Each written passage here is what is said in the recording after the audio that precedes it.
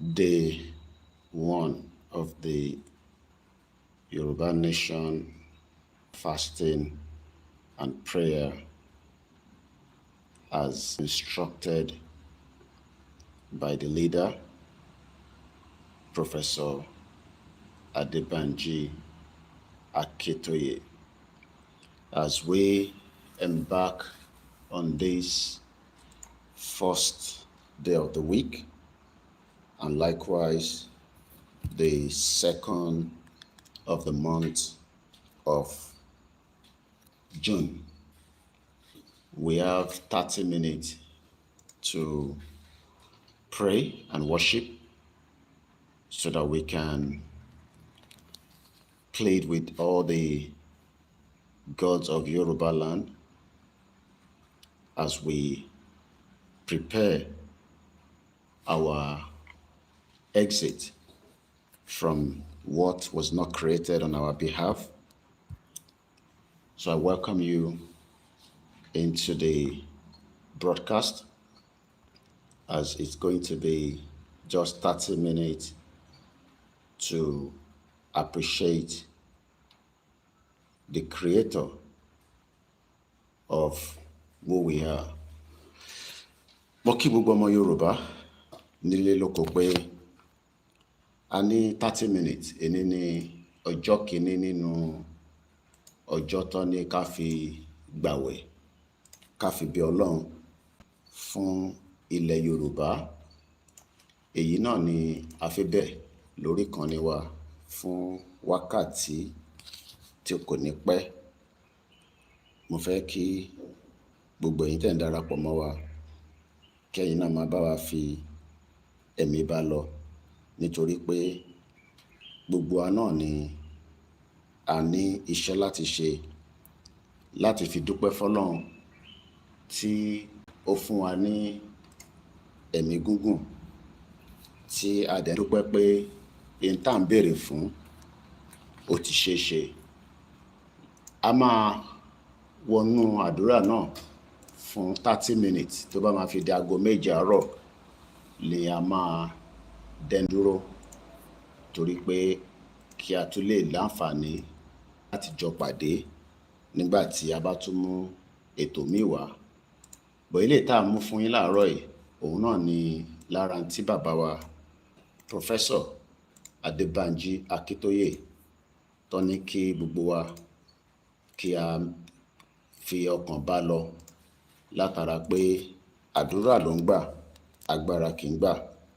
So bẹ́ẹ̀ mo kí gbogbo ẹ̀yin èèyàn wa ní gbogbo ibikíbi tí ẹ bá ti darapọ̀ mọ́ wa pé ẹ káàbọ̀ sí orí ìkànnì wa tí à ń pè ní Koikimedia, bringing the world closer to your doorsteps. Orí ìkànnì náà ni a fẹ́ wọ̀ báyìí. Mo kí wa pé ẹ káàárọ̀. Ẹ jẹ́ ká gbọ́ orin àsíá wa. Lẹ́yìn náà a ṣe ọ̀pọ̀lọpọ̀ àdúrà pé kí Ọlọ́run kó jọ gbogbo àwọn tó ń jẹ́ olùdènà pé kí ilẹ̀ Yorùbá kó má padà síbi tó wà gẹ́gẹ́ bí a ti ṣe ń bẹ tẹ́lẹ̀ rí.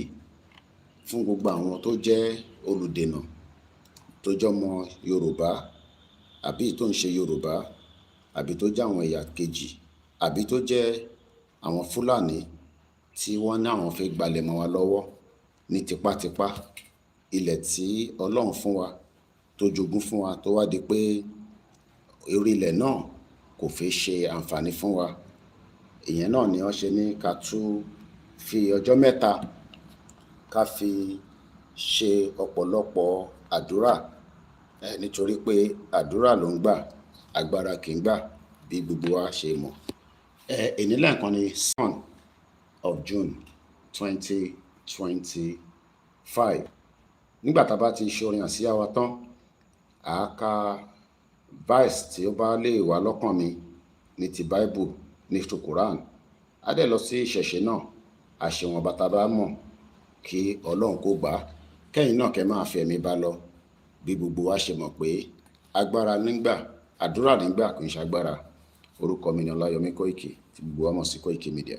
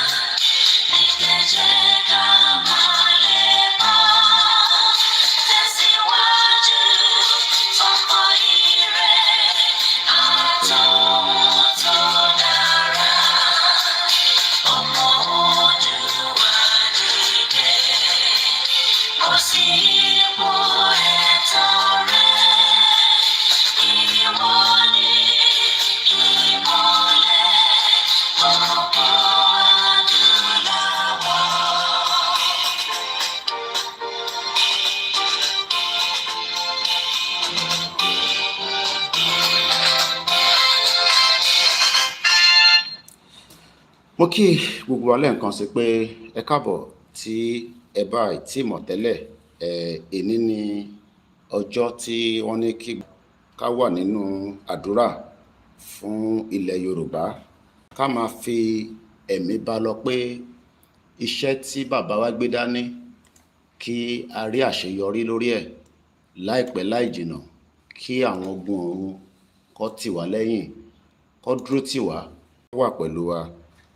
A máa gbọ́ díẹ̀ nípa àwọn orin kéékèèké tó wà ní copyright lè wà fún àkọ́ play chinchin ni. Àwa padà sí Bible, Quran, àdẹ́fi ìṣẹ̀ṣe àfiparí ẹ̀ torí pé ìṣẹ̀ṣe làgbà. Aago 7 ni ètò yìí máa parí. Àdúrà náà ni wọ́n ní ká gbà. Bolúkálukú bá ṣe wá ń gbà níwọ̀n bàtà bá mọ̀ gbà, kí Ọlọ́run kó gbà fún wa ní gbígbà, torí pé ilẹ̀ Yorùbá, òmìnira àwọn ọmọ Odùduwà, òun ni à ń tọrọ kí ọba Elédùmarè kó jẹ́ kí ó bọ́ sí fún wa.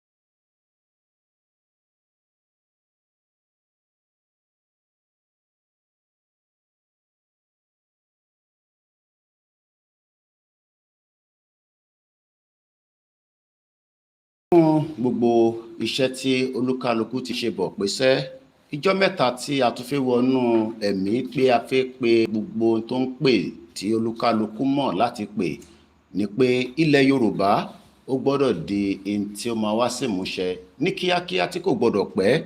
Gbogbo wa náà ni wọ́n ní olúkálukú wa o, ká yin Ọlọ́run níwọ̀n bàtà bá lè yìn, ká pè é. Mùsùlùmí ni ẹ́ ni, oníṣẹ̀ṣe ni ẹ́, mùsùlùmí, Kristẹni, nílẹ̀ Yorùbá à ń ṣọ̀tá ara wa o.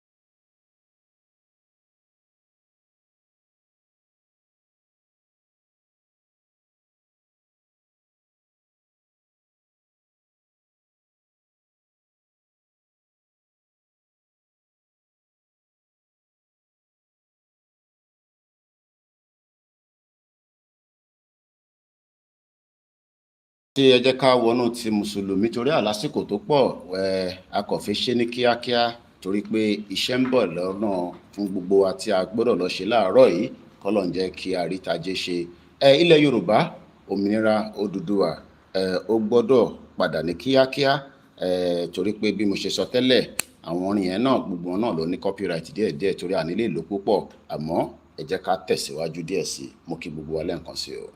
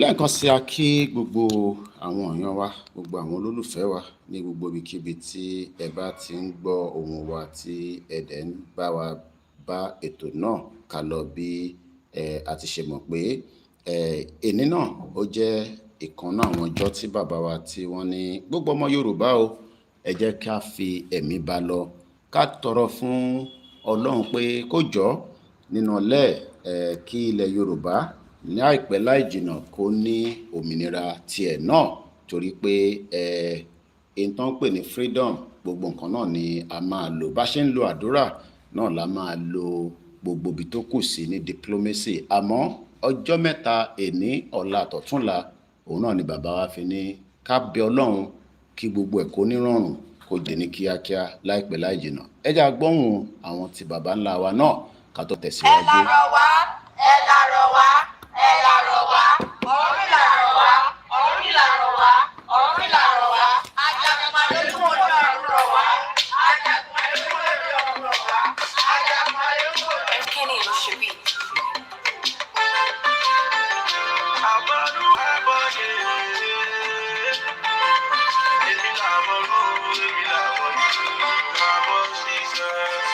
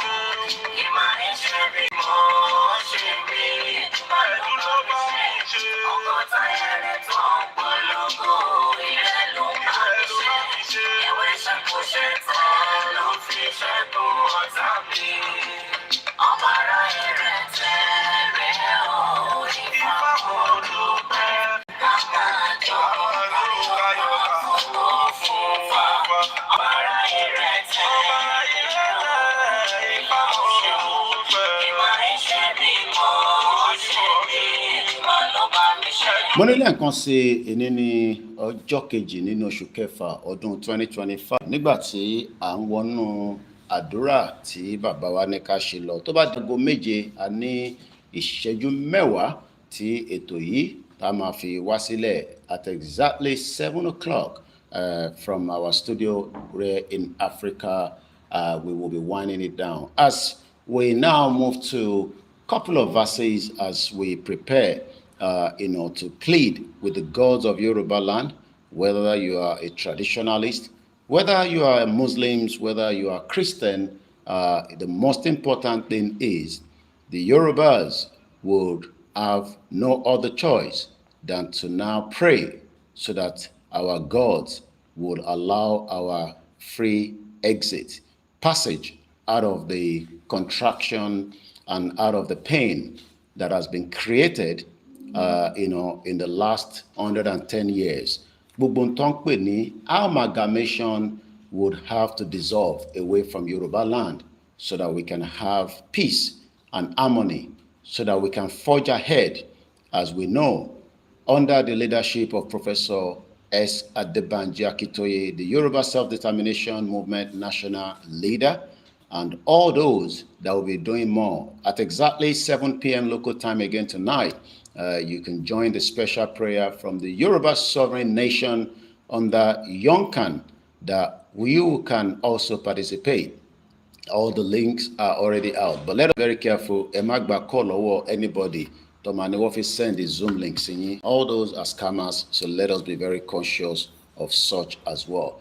As we move now to one or two passages that I've just pulled up, I know there's a particular one, where we have been told to read from. Hopefully, we will have that ready, during the next prayer section. But for now, let's look at Luke 6:36, a popular Bible verse about mercy. Àánú là ń tọrọ torí pé ọba aláàánú òun náà ni à ń bẹ̀ pé gbogbo ọ̀nà tí ó máa fi rọrùn fáwọn bàbá tó ń darí wa kí a lè fi rí àṣeyọrí jáde nínú ibi tó ń pè ní Nàìjíríà, òun náà ni àánú. So ẹ jẹ́ ká wo Luke 6:36 tó sọ pé, be merciful, even as your Father is merciful. Another verse emphasizing the importance of mercy, òun náà ni Matthew 5:7 tó sọ pé, blessed are the merciful, for they shall receive mercy. Mercy náà àánú tí a ń fẹ́, torí pé tí a bá ti rí àánú gbà, gbogbo ibi tó kù sí á tètè rọrùn, gbogbo ibi tá a fọkàn sí ọ̀nà á jáde níbẹ̀, nítorí pé lóòótọ́ ẹ̀dá á máa gbìyànjú, but tí àánú bá ń bẹ, ìtàn fẹ́ á tètè tó wa lọ́wọ́ ní kíákíá. Òun náà la sọ fún gbogbo èèyàn wa pé lénìí o, ẹ jẹ́ ká máa rántí pé ó wà nínú ọjọ́ tí bàbá wa alànà ní kí gbogbo wa ká jáde ká bẹ Ọlọ́run. Bó bá rìn lójú títì, máa fi ẹ̀mí ẹ̀ bá lọ. Bẹ́ẹ̀ bá wá lè ní àwẹ̀, ẹ máa fi ẹ̀mí bá lọ, nítorí pé àwẹ̀ ti bá àwẹ̀ òun nílẹ̀ Yorùbá. Eléyìí kò jẹ́ pé 30 minutes later on a tún máa padà wá fún proper program. Ẹ jẹ́ ká padà lẹ́ẹ̀kan sí blessed are the merciful, for they shall receive mercy. Tá bá tún lọ wo James 2:13, ó ní, for judgment is without mercy to one who has shown no mercy. The rulers of Nigeria have shown no mercy to 60 millions of Yoruba people, and those 60 millions are now calling for àánú kó sọ̀kalẹ̀. Àánú dẹ̀ máa sọ̀kalẹ̀ ní gbogbo Yorùbá. Nígbà tí àánú bá dé, àwọn ọ̀ràn máa béèrè pé báwo ló ṣe ṣẹlẹ̀, ọ̀nà wo lẹ gbà, kò ní yé wọn mọ́, nítorí pé àánú ó wà lára tí a máa fi gbára wa kúrò nínú ibi tó ń pè ní Nàìjíríà. Nàìjíríà ò lè ṣiṣẹ́ o, ìyẹn la ṣe ń sọ fọ́lọ́run pé kó jọ kó ṣe àánú là ń fẹ́. Ẹ jẹ́ ká lọ sí the Islamic verse as well tó ní mercy. Abálọ́wọ́ Suratu Al-Zumi 39-53. Òun náà sọ̀rọ̀ nípa mercy, a prominent Islamic verse tí ó sọ̀rọ̀ nípa àánú. Ìyẹn náà wà lára ìta máa lò ní àárọ̀ yìí. Bí mo ṣe sọ, ó ní àwọn verses kankan náà tí wọ́n ní ká lò, àmọ́ torí àsìkò àti pé torí ó wá bó ṣe wá, ọ̀dà pé àti rí wọn, mo ti rí àwọn verses yẹn àálò náà, bọ̀ ẹ jẹ́ ká sáré lo ti Islam tí ó wà níwájú wa. Say, O my servant, who have transgressed against yourselves, do not despair of the mercy of Allah. Àánú, mercy, àánú.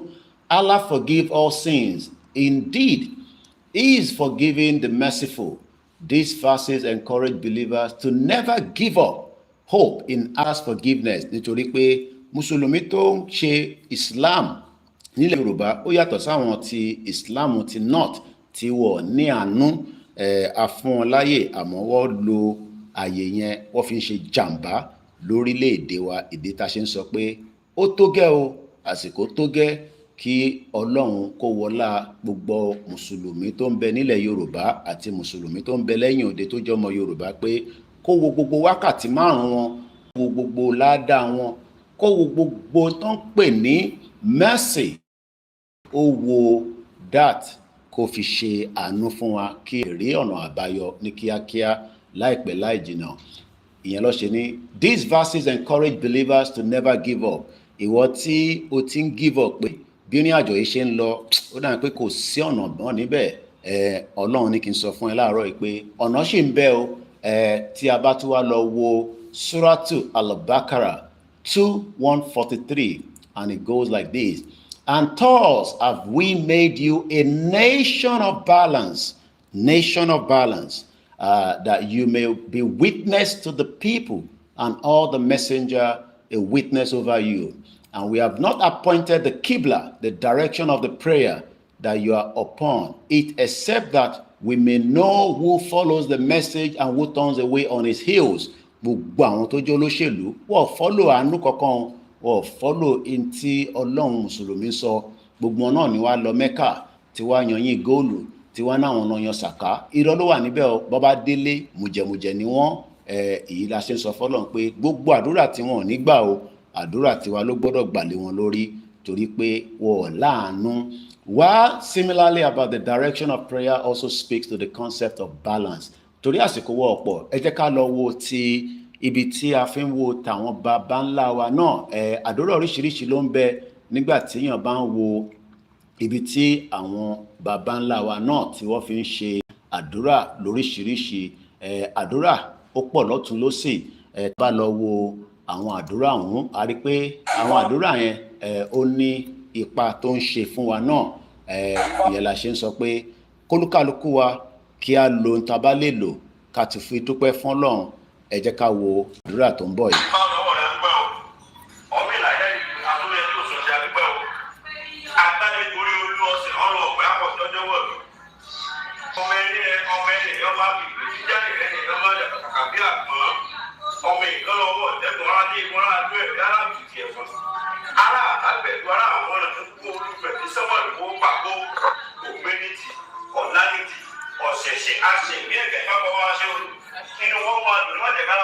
Àṣẹ. Wọ́n bá kárí ìtàgé ṣe ní ayé. Àṣẹ. Ìtọ́jú ìkù sí tí ó kù mọ́jẹ̀kẹ́yìn wọ́n parí pẹ̀lú rẹ o. Àṣẹ. Gbogbo tí ń wò mí kọ́ dáàbò gbogbo ọba kiri ní máa rí o. Àṣẹ. Olùdójú ajé kárí ìtàgé ṣe o. Àṣẹ. Ọmọ mẹ́ta ní ọlọ́wọ́ rẹ ọtí rẹ o. Àṣẹ. Ibi tí ló bá ti ń dùn láti rọ́tí o. Ọmọ ìdáná kò ní ọ̀rọ̀ rẹ̀ mọ́tí wá o. Àṣẹ. Wọ́n fọ́ mọ́jà àdáná ọba aláyé o. Àṣẹ. Mọ́jà àdáná ọba ọlọ́run o. Wọ́n yóò dá mọ́ nígbà yìí lọ́wọ́ sí o. Àṣẹ. Ẹni ọtí lọ sí ẹjọ́ òbí lómi ìmọ̀ ẹ̀mọ́rẹ́mọ́ rà nípa tó ń dúró ìkúnlẹ̀ tó tún ọ̀rọ̀ méjì. Àṣẹ o. Adébẹ́bí pàpọ̀ ọ̀gá pàpọ̀ ẹ̀fọ́ wọ́n ní wọ́n ṣe. Àṣẹ o. Kékeré pàpọ̀ tí ẹjọ́ wí kọ́ ọba àrùn Àṣẹ ṣẹ́gun. o. Àgbà pàpọ̀ kò tí ẹjọ́ wí ní kọ́ ọba àrùn ṣẹ́gun. Òmìnira kọ́ ọba ṣẹ́gun ọ̀tá. Àṣẹ o. Ọ̀rẹ́ yìí o. Àṣẹ o. Kì í bí wọn abáyé o. Àṣẹ o. Ẹni ọlọ́ba rìn kiri òkú ọlọ́ba rìn kiri ọ̀sà. Àṣẹ o. Adé àwọn ọlọ́tí ìwá ìwá gún. Àṣẹ o. Àkùkọ ọlọ́tí ìwá ìwá rò. Àṣẹ o. Tí wọ́n pọnpọnpọn. Àṣẹ Wọ́n o. papábó. Àṣẹ Wọ́n ní o. wọ́n ti máa pè é. Àṣẹ o. Wọ́n pọnpọnpọn. Àṣẹ o. Wọ́n fẹsẹ̀ kó. Àṣẹ Wọ́n o. ní wọ́n ti máa pè é. Àṣẹ o. Wọ́n ní wọ́n máa pè é ìyá òyìnbó. Àṣẹ o. Wọ́n máa pè é bàbá òyìnbó. Àṣẹ o. Ìbá jẹ́ alájẹ́ ọ̀rọ̀ mi là jẹ́ gádọ́bá ọ̀dúnlàbá síbáyé o. Àṣẹ o. Ọtí ìkọ́bá ṣẹ́gun ọ̀tá. Àṣẹ o. Ọba àfẹ́yìn òbí o. Àṣẹ o. Púpọ̀ ta ilẹ̀ Yorùbá pátá tí wọ́n ń gbèrò pé ilẹ̀ Yorùbá ò ní lọ tí a máa dakú sínú Nàìjíríà, kí Ọ̀rúnmìlà, kí Odùduwà, kí gbogbo ìtàn pè ní ìṣẹ̀ṣe kó lọ máa bá wọn. A ní just 7 minutes. Ẹ jẹ́ ká gbọ́ díẹ̀ sí nínú àdúrà ìka tó máa tẹ̀síwájú. Ifá bí o.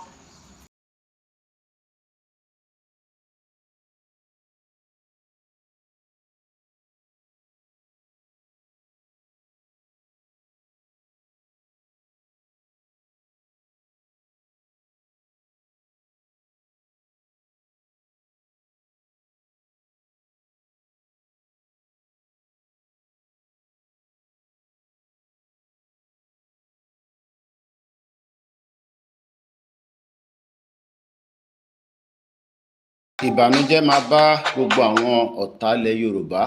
Ìbànújẹ́ ló máa bá gbogbo àwọn tí wọ́n ní kílẹ̀ Yorùbá kó má di independent country.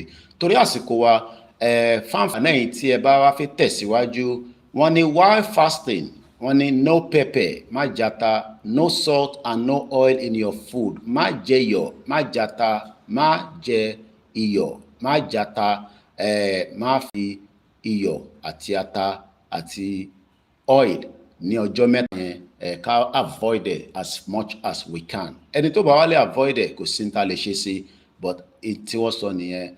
A 3-day special fasting, either white fasting with no pepper, no salt, and no oil in your food for 3 days, or regular fasting, regardless of which, with special prayer for mercy, protection, and victory with Psalm 83. Ẹ jẹ́ ká sáré wo Psalm 83 yẹn, a ní 6 minutes, 30 minutes náà ni àdúrà yìí. Tá bá lọ wo Psalm 83, gbogbo ẹ̀yin tí ẹ wà nílé náà, ẹ̀yin náà lè lo àwọn psalm yìí, olúkálùkù náà lè lo èyí tí ó bá believe pé àwọn lè lò. Psalm 83, kí ni Psalm 83 sọ? Ẹ jẹ́ ká wo ohun tí Psalm 83 sọ. Psalm 83 ó wá fún àánú náà ni, for salvation of the Yoruba nation. Tá bá ní ká wo Psalm 83. Psalm 83, keep not those silent, O God, in the slightly different numbering system used. Psalm 83, O God, do not remain silent. Má dákẹ́, ọba Elédùmarè, à ń bẹ̀ ni. Àwọn ò ní nǹkan kan, àwọn tán náà wọ́n ní nǹkan, má dákẹ́. Do not turn deaf ear, má detí ẹ̀, torí pé ọ̀pọ̀lọpọ̀ gan ti rò pé kò ní ṣe ṣe mọ́. Do not stand aloof, O God. See how your enemy glow, how your foes rear their head. With cunning they conspire against your people. Wọ́n conspire pẹ̀lú àwọn òyìnbó, wọ́n conspire pẹ̀lú àwọn Fúlàní against àwa ìran ọmọ aládé. Àsìkò tó kí ọba Elédùmarè kó má dákẹ́ o. So that come they say, they plot against those you cherish. Àwọn wo ló cherish? Àwa ìran ọmọ aládé náà ni, àwa tó pọ̀ tó ń ṣe kékeré, so that àwọn tó fẹ́ destroy them as a nation. Come they say, let us destroy them as nation. Wọ́n fẹ́ destroy wa, àti rí gbogbo indices yẹn. With one mind they plot together. They form an alliance against you. The tent of Edom and Ismail, of Moab and Agrit, Belos, Ammon, and Amalek. Philistia with the people of Tyre. Even Assyria has joined them. To reinforce, Lord descend. Do to them as you did to Maiden, as you did to Syria and Jabin at the river Kishon. Who perish? Gbogbo ọ̀tálẹ̀ Yorùbá pátá gbogbo ilẹ̀ máa perish látòkè délẹ̀. Wọ́n tún ní ẹni tó bá láǹfààní o, wọ́n ní kẹ́ lo the book of Esther chapter 4-16. Yoruba nation's battle is God's battle. Also 1 Samuel 17:47. Message. God said, don't expect many people to be trusted and loyal to win. A máa rò pé gbogbo wa la jọ ń ṣe, irọ́ ni o. Ọ̀pọ̀lọpọ̀ ọ̀tá ló pọ̀ láàrin wa. Wọ́n pọ̀ láàrin èmi àti ẹ, àmọ́ ọba Elédùmarè á jẹ́ kí a ṣẹ́gun gbogbo wọn. Don't expect people to be trusted and loyal to win the war. Òun ni message náà tí ó tún wá pé ẹ má fọkàn sí o, Akintoye, Olóyè Ìgbòho àti gbogbo ẹ̀yin tí ẹ jẹ́ adarí wa, pé àwọn ọ̀tá wọ́n ti yí yín ká o. Àwọn ọ̀tá tó fẹ́ jẹ́ kílẹ̀ Yorùbá dá dúró, àwọn ni wọ́n pọ̀ jù. Don't expect many people to be trusted and loyal to win the war. But fear not, má bẹ̀rù. Fear not, má bẹ̀rù, má ṣe bẹ̀rù rárá. Ìwọ ọmọkùnrin tó ń gbọ́ mi, ìwọ obìnrin, ẹ̀yin màmá, arúgbó, ẹ má bẹ̀rù pé báwo la ṣe fẹ́ ṣe, ọ̀nà wo la máa gbà. A ní 2 minutes ká tó parí ètò yìí. Many are called, but few are chosen. And out of the chosen few, God count us worthy. The book of Judges, chapter 7-25. The story of Gideon. One with God is always the majority. Whether you are Muslim, Christian, or a traditionalist, we are all saying, gods of Yoruba land will fight on our behalf so that we can have our independent country. Ó lè máa jẹ̀bi àlá lọ́dọ̀ ẹ̀, àmọ́ níwájú Ọlọ́run ntó kéré ni. Àwa lọ bẹ́ẹ̀ àtúnṣe pé remember the story of Moses and Pharaoh. Let my people go. Tinubu, let my people go. Exodus 5, Exodus 15 was the experience of the mightier power of the living God. Kò sẹ́ni tó mọ̀ bílẹ̀ ṣe ń ṣú nígbà tí mò ń sùn mo bẹ̀rẹ̀ sí rí tí mo jí àwọn àrá kan sán pàrà mo rí lightning yẹn that about 4 o'clock this morning nítorí pé iná yẹn lọ díẹ̀ nínú Áfíríkà náà lẹ́ẹ̀kọ̀ọ̀kan mo wá rí tí iná yẹn tó ń lọ, the thunder, the lightning, you can see it from the window. I could not quickly get my phone to capture. I could see it. You could see the lightning. Tó fi ń pè ní ọba tó ju ẹ̀dá lọ, tó ju ọmọ ènìyàn lọ, tó ju gbogbo àwọn tí wọ́n rò pé àwọn ṣèjọba lọ́wọ́lọ́wọ́. Ọlọ́run á fún yín ní tí ẹ̀yin náà ní expect tí ilẹ̀ Yorùbá máa fi dá dúró. God, when God is with us, nobody can be against us. Má bẹ̀rù, má fòyà. Ọlọ́run ló ń darí ẹ̀ pẹ̀lú bàbá wa àwọn Professor Akintoye. Ẹ jẹ́ ká túbọ̀ máa fi àdúrà ràn bàbá yẹn lọ́wọ́. I need 2 minutes or 1 minute to the end of this broadcast. Aago méje ti lù báyìí. And God said, provide salt and let one person sprinkle it on the ground as mega rally marches daily, that you will see the wonderful works of God. Gbogbo eléyìí náà àwọn ọ̀tá náà máa ní àwọn náà máa ṣe tí against it, but ìrọ̀lẹ́ pa àdúrà wa ti gbà o. And on that note, this is how we're going to leave it this morning. Koikimedia, bringing the word closer to your doorstep as we start the day 1 of our fasting prayer towards our Yoruba nation exit from the 1914 fraudulent amalgamation. Have a very good morning. God bless us. God bless our leaders. God bless Yoruba land. Bye for now.